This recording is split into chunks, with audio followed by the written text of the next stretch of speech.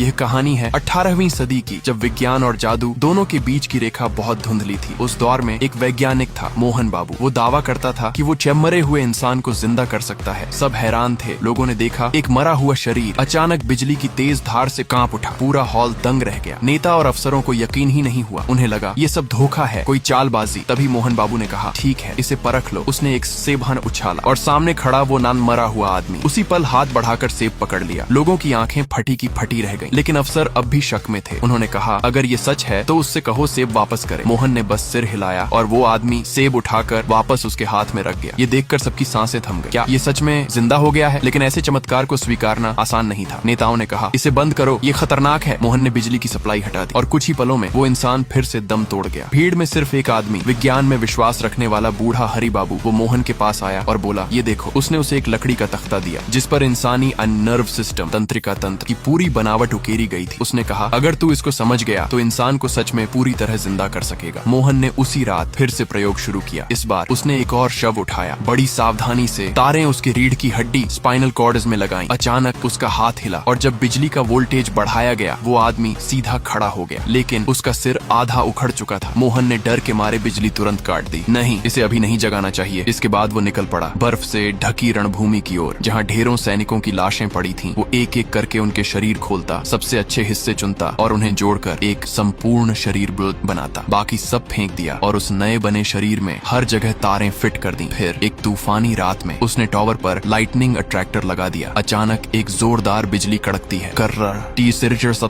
Current पूरे शरीर में दौड़ता है। दिल, फेफड़े, नसें, सब में रोशनी सी जगमगा उठती है। मोहन दौड़कर देखता है, पर शरीर अब भी सांस नहीं ले रहा था। थका हारा मोहन वहीं गिर पड़ा और धीरे धीरे नींद में खो गया। लेकिन सुबह जब उसकी आंख खुली तो वो स्तब्ध रह गया। वो नया बना इंसान उसके बिस्तर के पास खड़ा था। मुस्कुराते हुए बोला, सुप्रभात मालिक। यदि आप इस वीडियो का अगला भाग देखना चाहते हो तो जल्दी से हमारे पेज को फॉलो कर लो और इस वीडियो को लाइक कर दो और कमेंट में यस लिख दो।